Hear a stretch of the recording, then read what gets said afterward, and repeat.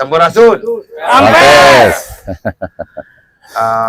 Tentunya puji dan syukur kepada Allah Subhanahu wa Ta'ala, kita bersama dalam keadaan yang baik, Amin. sehat, Amin. dan karunai panjang umur kita bisa silaturahmi. Amin. Yang kita banggakan kesepuhan sepuh orang sadaya dari keluarga besar Pak Solihin GP yang hari ini diwakili oleh Kang Mamai, putra sulung laki-laki penerus dari Pak Solihin yang hadir bersama rombongan, dan Pak Ketua DGP. Ini perkenalkan Lur, ini Ketua Umum sengaja dari Bali ya datang untuk bersilaturahmi dengan warga Kabupaten Pangandaran. Jadi terima kasih Ya. Pak Diana, ini beliau seorang Ketua Yayasan Perguruan Tinggi Bali Dwipa ya, jadi dosen sehari-harinya. Lalu saya juga disertai ini yang membawa acara Ibu Dr. Neneng, ini juga mantan rektor ya, jadi DGP 8 ini sekretarisnya perempuan ya, dosen mantan rektor dari Universitas Bali Bandung ya. Lalu kemudian juga dengan Kang Ijal, dosen juga beliau sebagai bidang IT nanti yang menangani Milenial juga. Tapi merangkap ketua Kota Bandung ya, jadi ini hadir.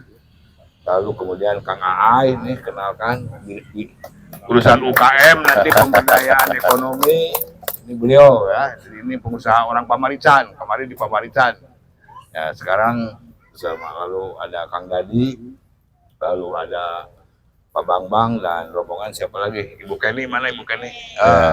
Nanti yang mengakses hubungan Ibu Kenny dengan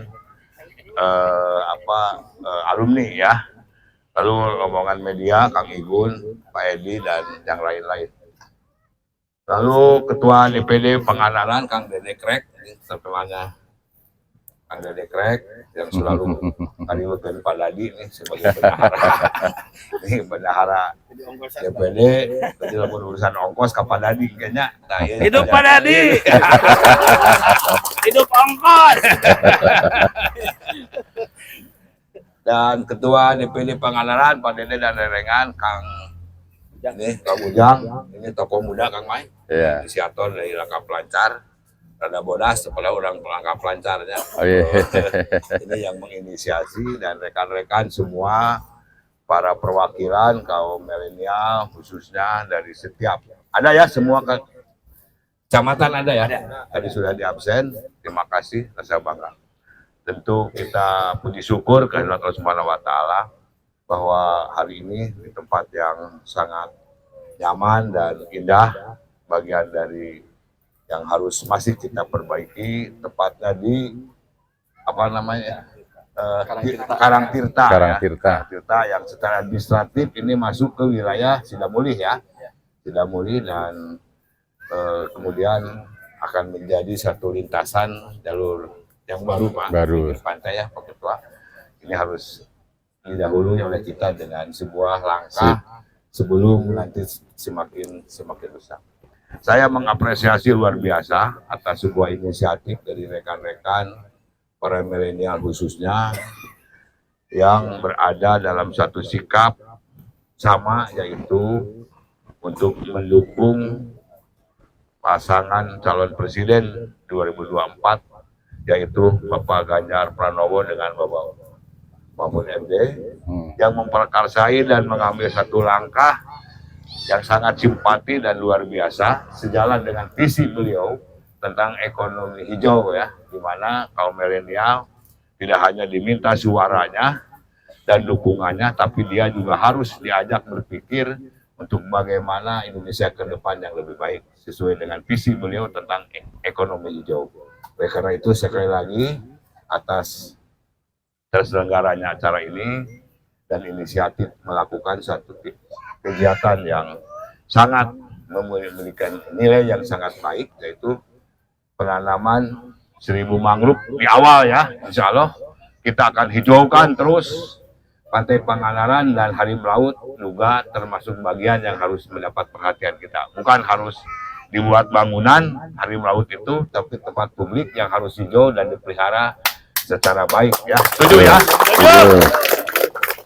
Lalu kemudian teman-teman, saya juga mendapat laporan bahwa hari ini teman-teman akan juga bersedia untuk menjadi penanggung jawab posko pemenangan Pak Ganjar dan Pak Mahfud, yang kemudian juga posko itu berfungsi sebagai pusat informasi ya, kegiatan relawan di setiap kabupaten yang tentu berkolaborasi dengan partai politik sebagai pengusung dan Video call pendukung. supaya bisa direkam. Ya, begitu kan Kang?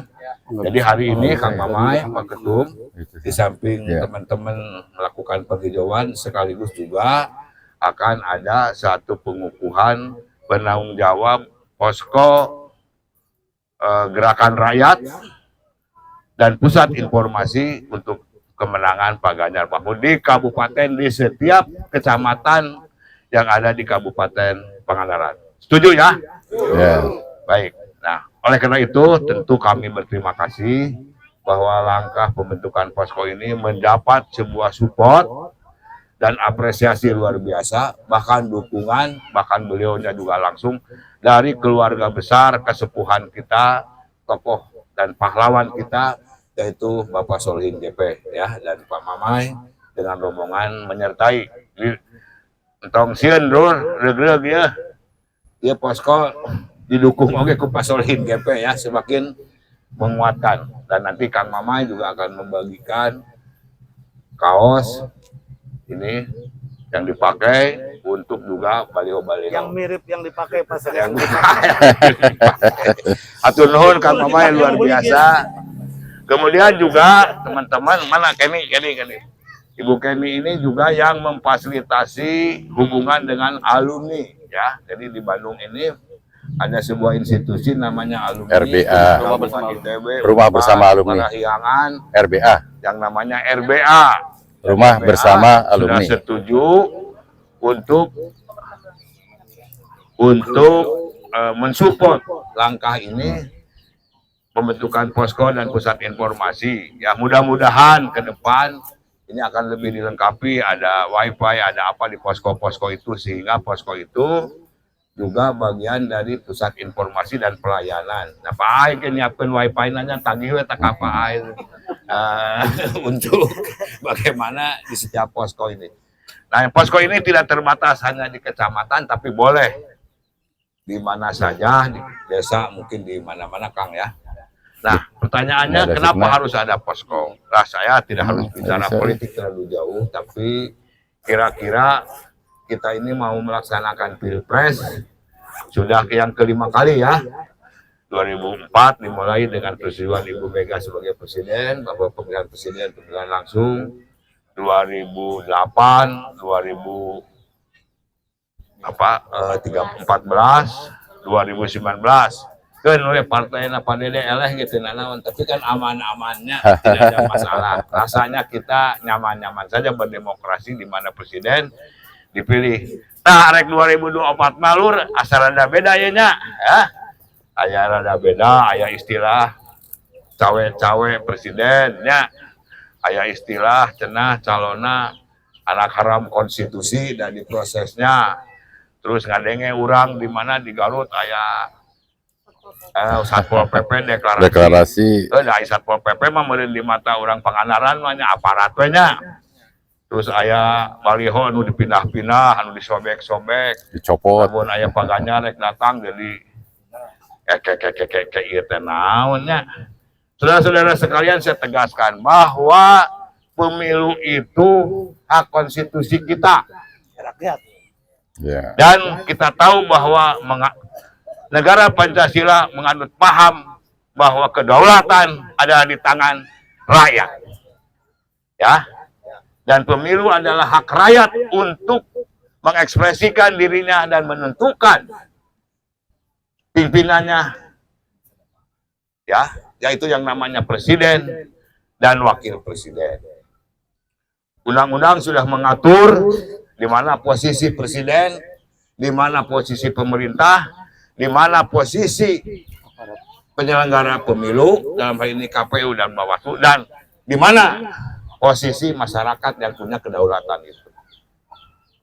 siapa yang akan jadi presiden nanti tergantung suara rakyat. Suara rakyat adalah suara Tuhan, kata penyair. Nah, oleh karena itu, bagaimana posisi penyelenggara pemilu? Akan bisa. Dia harus jurdil, harus memperlakukan semua kandidat atau calon secara sama. Ulah sosialisasi, calon presiden tilu, ieu dua anu disosialisasikeunnya. Dari PKPU teh kudu disinergikeun jeung undang-undang, dikonsultasikeun jeung DPR, ieu mah can geus geus. Gitu, Jadi aya gelagat. Saya melihat ada hal yang harus kita awasi. Ya, termasuk juga peran aparat, baik itu ASN maupun ABRI dan Polri dalam posisi yang netral. Tah, lur, posko eta teh urang kudu ngajadikeun pusat informasi keur ngentalkeun calon urang ka masyarakat. Ya aya brosur, aya kalender saha Pak Ganjar teh, saha kumaha kinerjana aya ke didinya. Tapi oge kudu berfungsi untuk tadi lamun aya nu ngarogahala, lamun aya pengawas atau penyelenggara pemilu na anu menang-menangkeun calon tertentu, angot jeung ningsieunaan ka urang mah eta pusat informasi laporkeun. Nanti Ibu Kenny ngasih tahu bagaimana aya aplikasi di setiap posko untuk direct langsung melakukan informasi dengan pusat ya, baik TPD maupun TKN, tim pemenangan. Jadi urang lain liar, aya nu tanggung jawab bahwa Pak Ganjar Mahfud punya tim nasional berpusat di Jakarta, ada tim pemenangan di Jawa Barat, di mana saya dengan Kang Mamai juga sebagai penasehatnya, dan ada juga di, nah itu diharapkan bisa menjadi fungsi-fungsi. Fungsi selebihnya, namun aya nu ngaco-ngaco, aya ngaintimidasi rakyat, komo jeung ngarogahala rakyat mah laporkeun ka posko eta. Oleh karena itu Kang mohon penanggung jawab posko ini agak sedikit familiar dengan teknologi ya. Ya itu dia bisa direct laporan-laporan. Nah itu saya kira. Oleh karena itu hari ini Kang Mamai, Pak Ketum, kita juga akan mengukuhkan teman-teman yang akan bertanggung jawab di setiap posko. Kartos gitu lur, ya. Jadi aya lamun engke kumaha da cenap nieun posko teh da teu kudu nieun posko khusus di rumah-rumah ya, di rumah ketuanya di mana saja boleh. Dan tidak harus dibatasi oleh kecamatan, nanti bisa di mana saja ya. Kalau Dede kumaha cenapa ongkosna geus eta urusan Pak Dadi tadi jeung Pak Ay eta mah. Ya. Kartos lur. Ya, tapi tong ieu da ieu mah lain transaksionalnya ke support supaya kurang bergerak. Setuju? Nah, makanya oleh karena itu Pak Ketum, ya Kang Mamai, saya terima kasih sekali lagi kepada keluarga besar Pak Solihin GP yang telah juga memberikan perhatian secara khusus, dan beliau ini karena kuruduk isi iraha-iraha mapai-mapai ka dulur-dulur anu di Langkap Lancar, aya urang Cimerak teu mana Cipta Cimerak Nasirin Langkap Lancar aya. Oh iya pada Herang mana pada Herang? Oh pada Herang Kali Pucang kali eta muara Citanduy. Ya kurang di ieu nya. Ini ada lintasan Nusa Kambangan. Waduh. Kali Pucang. Mana deui pada Herang kan tidak mulih. Nah, Parigi. Wah, wan kumaha cager. Sidarso ajak deui atuh namalan we man. Mana? Nah, posisi kita tetap kerjasama dengan partai ya, tapi kita harus tidak tergantung. Ngaranna ge relawan ngan Pak Dede rada ngeluh ka saya teh. Nya rela-rela tapi ngaralawan Pak. Ngaralawan setelah mesti diberi duit teh. Mana ibu caleg, Neng. Jadi caleg anu kurang didukung mah anu nyaeun ka urang we nya. Ya, nu penting mah aya di opat partai. aya PD Perjuangan, aya Petilu, aya Hanura, aya Perindo. Tapi kan kumaha kreatif. Boleh Neng, nanti konsultasinya atau bisa saya pun anak Anggowo ya. Di Petilu. Ya hidang, anu didukung kurang, manu hidang we ke urangnya. Mana dapil teh Neng? Dapil Parigi sama Ya, sapalin lah, dapil hijinya. Itu talur, nya. Neng, terus kena komunikasi. Ya, sugane jadi. Itulah saya kira teman-teman sekalian, Pak Ketua Umum, Kang Mamai, dan rombongan, juga teman-teman Pak Dede, secekapnya, itu yang dimaksud. Assalamualaikum warahmatullahi wabarakatuh. Ya, selamat siang, salam sejahtera, sampurasun. Iya. Orang Bali. Orang Bali kumaha panggilan salamna teh? Orang Bali mah Om Swastiastu. Nah, Kengken kabare. Ya, yang pasti jadi guide itu. Ya. Pertama-tama yang terhormat ini dari Yayasan Siliwangi Bakti Nyata nih, putra pertama dari sesepuh kita. Ya, Kang Mamai sudah hadir bersama kita di sini. Yang saya hormati Pak Haji Eka Santosa, ini Ketua DGP 8 Jawa Barat, ini Ketua DGP 8 yang paling aktif. Gitu. Ya, karena memang Jawa Barat menjadi salah satu nih, bukan salah satu malah menjadi titik penting ya untuk pemenangan Ganjar Mahfud gitu ya. Siap tuh? Wah, mantap gitu. Nah, ini rombongannya dulu nih, lengkap nih. Kalau Kang Eka mah ada Ibu Sekretaris ya, waduh, Bu Rektor gitu ya, terus tanggung-tanggung mantan. Kemudian ada Bendaharana, Pak Dadi, waduh itu. Nah, pasti udah kenal sama Pak Dadi mah. Kemudian ada Pak Aai. Nah, tadi ini di bidang nanti pengembangan ekonomi UMKM. Nah, nanti untuk pengembangan kita ke depan. Mudah-mudahan ini kita bisa memenangkan Pak Ganjar dan ekonomi kita nanti akan bisa kita benar-benar lah untuk ekonomi rakyat, ekonomi hijau ya. Sekaligus begitu kita bisa kembangkan. Kemudian ada Kang Rizal. Ini kita ketua DGP 8 Kota Bandung, tapi juga merangkap di ketua IT dan juga milenial. Nah, ini gantengnya. Nah, jagonya itu pemain sinetron. Nah, kemudian ada juga ketua OKK kita ya. Nah, ini nu gelis nu lincah Ibu Kenny wayanya gitu. Nah, beliau juga aktif di beberapa organisasi, salah satunya juga di RBA, Rumah Bersama Alumni. Jadi alumni-alumni di Jawa Barat, ITB, Unpad, itu juga berkumpul, Parahyangan, ya. Nah, itu sepakat juga, satu hati, satu kata dengan kita untuk mendukung Pak Ganjar Mahfud ya, sebagai nanti Presiden RI yang ke-8.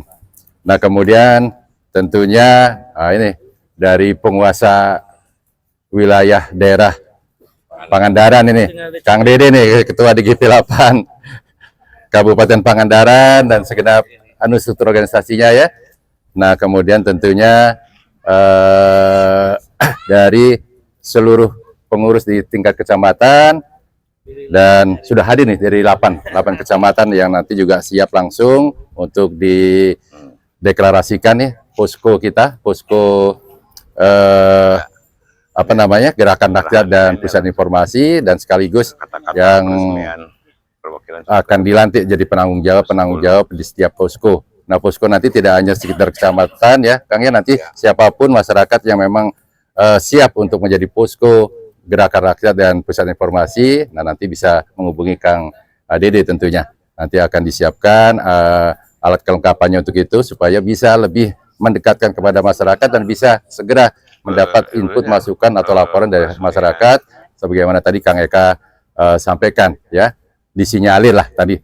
Saya tidak ceritakan lagi, tapi memang ada indikasi-indikasi ya, pemilu ini akan dicurangi lah gitu lah ya, karena ada keterlibatan yang harusnya netral, tidak netral ya, dan sebagainya.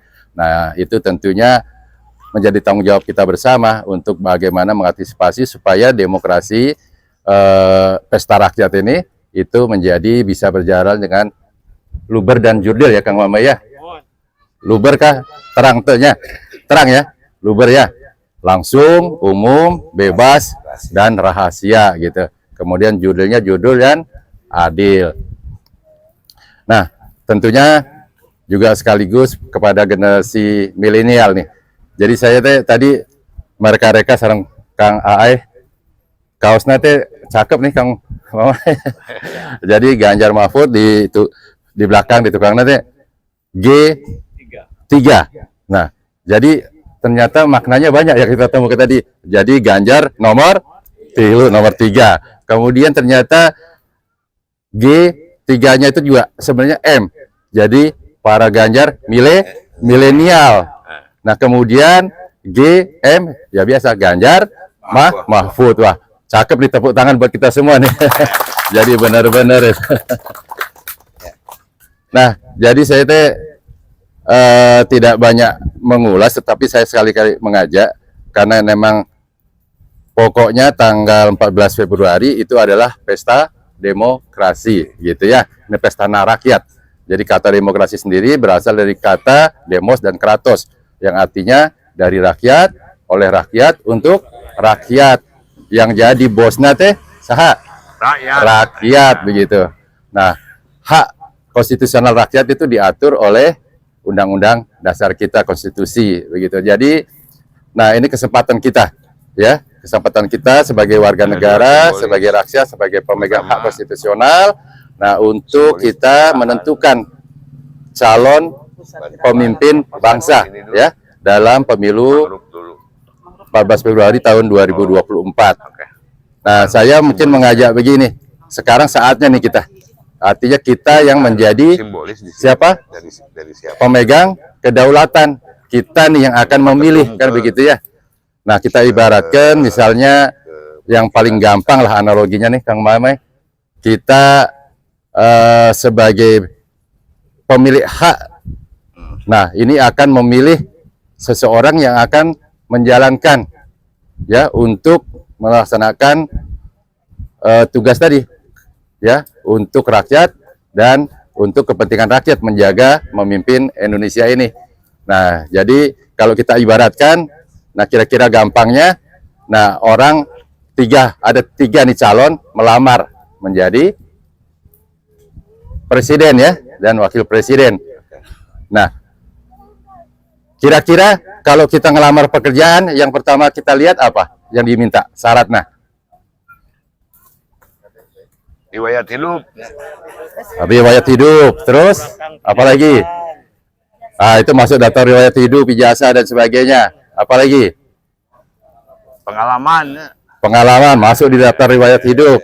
Apalagi? Keterangan kelakuan baik. Nah, itu mutlak biasanya harus melampirkan surat keterangan kelakuan baik ya. Nah, kemudian apalagi kita akan pasti lakukan wawancara ya. Nih, ada 3 hal pokok juga yang perlu menjadi perhatian kita. Yang pertama nih, tentunya syarat kita untuk mencari pemimpin atau tadi karena kita yang memilih nih Kang ya, kita yang menentukan pilihan nanti. Kita lihat dulu Kang Mamai SKCK-nya, surat keterangan kelakuan ya, catatan kepolisian.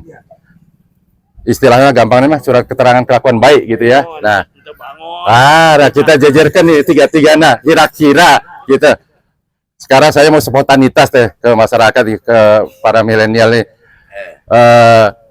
Para dulur ya di Pangandaran, dari surat keterangan kelakuan baik lah ya, dijajarkan nih 1, 2, 3. Siapa yang paling baik? Ganjar Mahfud. Nomor 3 ya, gitu pasti ya, bersih catatannya, jujur tuh, tegas. Ya di spanduknya Kang Mamai. Nah, yang kedua tadi apa? Daftar riwayat hidup ya. Nah, ijazah nah pasti ya. Dari sisi pendidikan, kemudian dari sisi pasti melampirkan naon? Pengalaman kerja.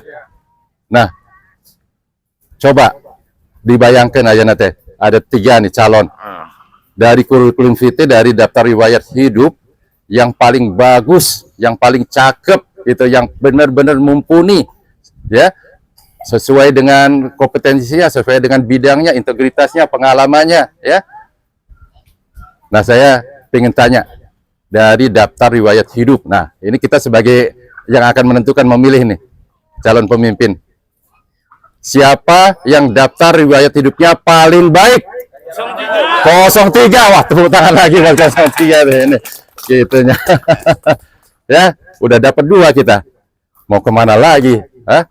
Nah, ini berita baik yang harus kita terus kita tularkan ke masyarakat yang lain gitu ya. Supaya jangan hanya kita. Nah, kewajiban kita juga menyampaikan ini. Ini calon pemimpin, kita yang punya hak memilih. Kita ayana sebagai warga negara dilindungi, diberikan hak oleh konstitusi untuk memilih, menentukan calon pemimpin kita. Karena pemimpin itu yang akan melayani kita, mencapai tujuan kita bersama.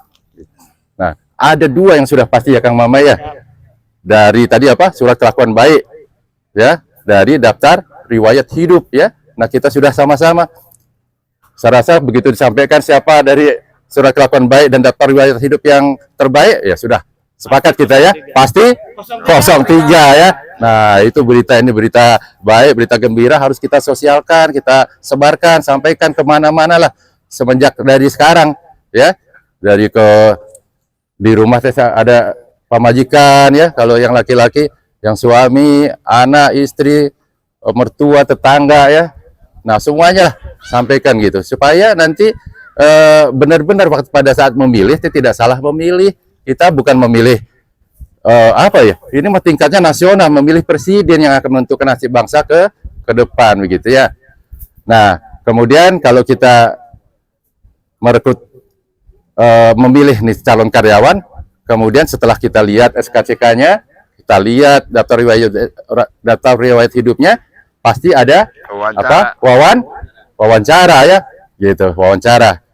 Nah, wawancara ini akan kelihatan deh calon-calon ini bagaimana cara berkomunikasi, bagaimana cara menyampaikan gagasan, program kerja, visi misi dan seterusnya.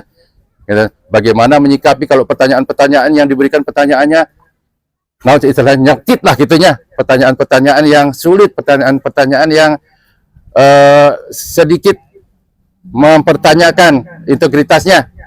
Nah, kalau calon karyawan atau calon pemimpin yang baik pasti akan menyampaikan ya, gesturnya kelihatan dalam wawancara itu kan, dalam komunikasi ya, tetap senyum, ramah ya, tetap menyapa, kemudian menyampaikan gagasannya, idenya, programnya. Nah, itu pasti dengan baik, dengan apa namanya, data-data, fakta-fakta kan gitu ya.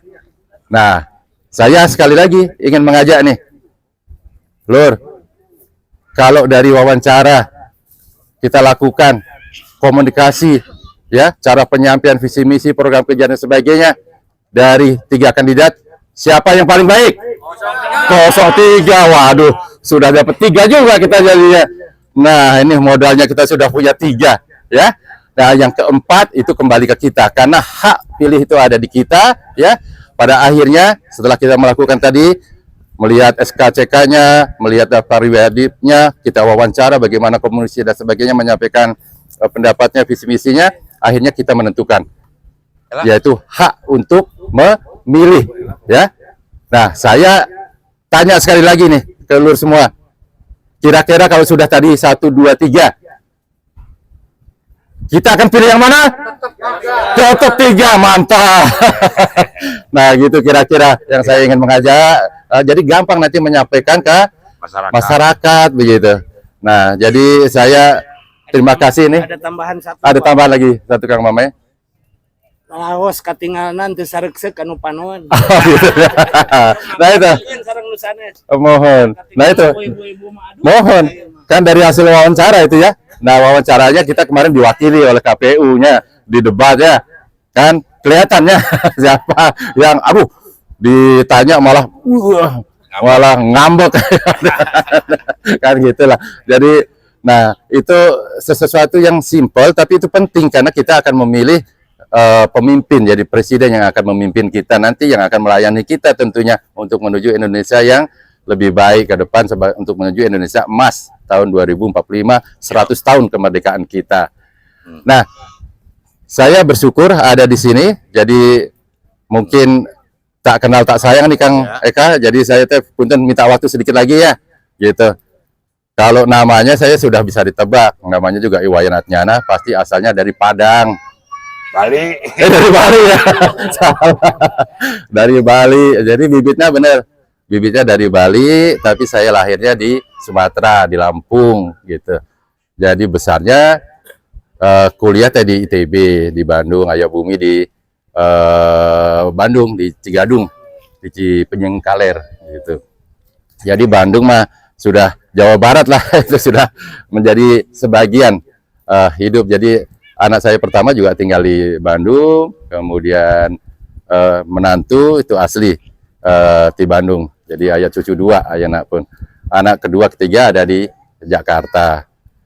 Nah, jadi saya teh kebetulan ini dipercaya oleh kawan-kawan pada sebelumnya jauh kita tarik ke belakang ya Kang Eka, jauh sebelum Pak Ganjar dideklarasikan oleh PDIP jadi menjadi calon presiden ya.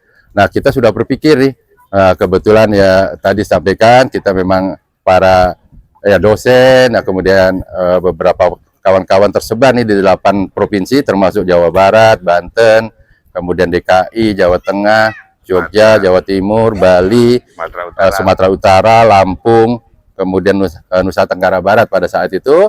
Nah, kita komunikasi berembuk. Nah, akhirnya sepakati ya udah kita berkumpul. Apa yang kita rembukkan pada saat itu? Jauh sebelumnya juga kita dialog lewat WA, lewat telepon.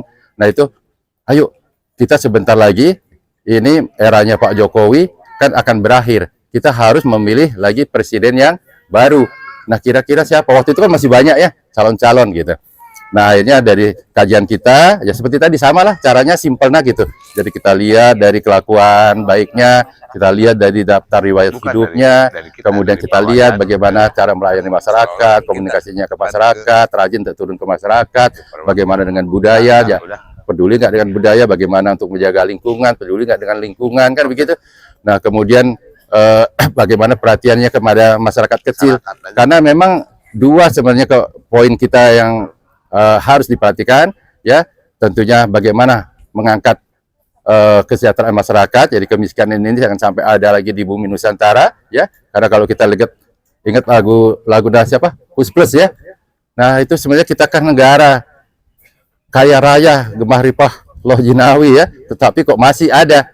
Nah, yang salah siapa? Nah, yang salah sebenarnya memang ya dari bagaimana memimpin bangsa ini, menggerakkan, memanfaatkan sumber daya alam yang ada. Nah, itu harusnya semata-mata itu hanya untuk kepentingan rakyat, jangan untuk kepentingan pribadi atau kelompok, kan gitu ya. Nah, ini. Nah, sehingga jatuh pada kesimpulan kita, calon yang paling tepat, paling pas, paling terbaik gitu. Banyak yang baik, makanya saya bilang terbaik itu adalah Bapak Ganjar Pranowo. Nah, sehingga kita berkumpul waktu itu rembuk, kebetulan disepakati di Bali lah. Kemudian enak sekalian liburan ke Bali gitu. Gitu. Jadi kita kumpul di Bali di Pantai Kute. Nah, kita berembuk 2 hari, kita menyusun pertama nama. Kita relawan apa namanya ya? Nah, karena kita memang fokus kita ingin mendukung Pak Ganjar Pranowo menjadi Presiden RI ke-8, akhirnya sepakat ya sudahlah kita mah fokus saja namanya, sesuaikan saja. Jadi dukung Ganjar Pranowo Presiden RI ke-8, disingkat DGP 8 ya. Nah, gitu ceritanya. Nah, kemudian sampai kepada pemilihan ketua. Nah, yang mungkin sudah apa ya? Ya sudah saya diberi tugas lah gitu ya, diberi amanah untuk menjadi ketua umum relawan DGP 8. Padahal saya mah orang ya dari bawah, ya seperti tadi saya malahinya di transmigrasi di Lampung. Ada yang pernah ke Lampung ya? Belum ya? Sudah ada yang juga. Nah, itu. Tapi sekarang tinggal di Bali gitu, karena saya juga mencoba mengabdi, membangun pendidikan. Jadi ada kampus tadi sampaikan Kang Eka, ada 2 kampus, ada politeknik, ada universitas begitu. Nah, jadi hasil kajian kita ya memang tadi sekalian menetapkan nama organisasi kita, dukung Ganjar Pranowo Presiden RI ke-8, disingkat DGP 8, kan begitu ya. Nah, itu jauh sebelum Pak Ganjar dideklarasikan. Nah, hanya kita melakukan sosialisasi, termasuk pada saat itu cepat sekali kita bulan Agustus ya Kang ya, Ya. mendeklarasikan pengurus DGP 8 Jawa Barat. Nah kebetulan hasil rembuk di daerah juga. Nah ini Pak JK Santosa nih ya, tokoh kita di Jawa Barat juga. Nah ini terpilih menjadi ketua DGP 8 di Jawa Barat gitu. Tepuk tangan dulu Pak Eka. Nah gitu ceritanya, jadi nyambung gitu. Nah jadi sekarang sudah ada 27 provinsi se-Indonesia gitu ya. Nah sekarang kegiatan ini jadi saya sangat support, saya dukung. Terima kasih sekali lagi ke Kang Haji Eka, ke Kang Mamai ini yang berinisiatif bahwa kita memang perlu membangun posko gerakan rakyat dan pusat informasi. Nah ini pentingnya seperti tadi. Jadi keluar kita menyampaikan informasi tadi ya, simpel ya. Apa-apa ya, simpel sebenarnya banyak. Nah ini di belakang spanduk sudah dibantu oleh Kang Mamai. Nah ini kalau di Jawa Barat kan gampang nih karena menggunakan bahasa Sunda ya. Nah itu jadi kenapa kita mesti memilih Pak Ganjar ya, nomor 3 Pak Ganjar Mahfud. Nah sudah disampaikan itu gampang sama. Jadi kalau kita rinci seperti yang tadi ya, persyaratan pada kita saat wawancara. Yang kedua fungsinya untuk ke dalam. Nah jadi untuk masukan-masukan apapun nanti dari teman-teman terutama milenial, ada kegiatan-kegiatan turun ke bawah ke masyarakat yang bisa bermanfaat. Nah ini disampaikan nanti ke Kang Rizal ya, ada foto-foto, video dan sebagainya, sampaikan ke DGP 8. Nah itu juga akan kita framing supaya itu menjadi video-video atau foto-foto edukasi ya Kang Rizal, seperti itu. Nah kemudian juga kalau ada melihat ternyata di luaran sana mungkin ada penyimpangan-penyimpangan ya yang tidak semestinya, tidak sesuai dengan peraturan perundang-undangan, tetapi juga tidak sesuai dengan etika Kang ya, moral. Nah itu menjadi penting, tidak sesuai dengan kepatutan. Nah itu sampaikan. Nah kita langsung ini akan connect ke TPN dan TKRPP pusat, jadi cepat penanganannya supaya kita sama-sama menjaga supaya nanti pelaksanaan pemilu 14 Februari 2024 itu berjalan dengan bersih ya, jujur gitu ya. Jadi aparat penegak hukum juga bisa netral ya. Tentara, polisi wajib netral, ASN wajib netral begitu ya. Nah, tidak boleh ikut-ikut dalam kegiatan politik praktis ya yang sudah terjadi seperti kemarin. Nah, itu gerakan-gerakan kita ini nih yang disebut istilahnya kalau dalam istilah hukum adalah civil society ya. Gerakan rakyat. Kenapa? Gerakan rakyat ya kembali. Karena sejatinya pesta demokrasi adalah apa tadi? Dari rakyat, oleh rakyat, untuk rakyat, kita yang menjadi tuan dari pemilihan ini. Jadi sekali lagi saya mengaturkan terima kasih banyak nih kepada seluruh ya keluarga besar nih di Pangandaran. Dan sekali lagi saya mengajak, ayo gunakan kita hak pilih kita. Dan tentunya kita harus terus bergerak karena tidak cukup kita di sini, tetapi di sini menjadi salah satu bukti kepedulian kita bersama-sama ya, dengan kita nanti sama-sama menanam 1000 mangrove dan kemudian nanti kita bersih-bersih pantai. Nah itu menunjukkan bahwa kita harus kembali ya ke fitrah kita, ke konstitusi kalau kita bernegara, dan tentunya juga kita bersih-bersih pantai ya, supaya semua ya dalam rangka penyelenggaraan Pilpres ini semuanya berarti yang bersih gitu ya. Nah itu penting perlu kita sampaikan. Nah mudah-mudahan dengan dimulai dari bumi Pangandaran, nah kegiatan kita ini bisa nanti meluas ke seluruh Indonesia ya. Amin. Amin. Oke. Nah sekali lagi, jadi ini adalah pesta demokrasi, hak konstitusional rakyat untuk menentukan pemilih pemimpinnya. Nah sekali lagi saya mengajak kita semua, saya akan pertanyakan sekali lagi dan mohon dijawab dengan tegas. Dari yang sudah saya sampaikan tadi, pemimpin yang akan kita pilih ya, karena kita harus menyatukan nih, satu kata, satu langkah, satu hati. Kita memilih 03. Terima kasih. Atur nuhun, demikian mungkin dari saya, kurang lebihnya saya mohon maaf. Dan saya tutup. Wassalamualaikum warahmatullahi wabarakatuh. Sampurasun. Atur nuhun. Ganjar Pranowo Presiden. Ganjar Mahfud Menang.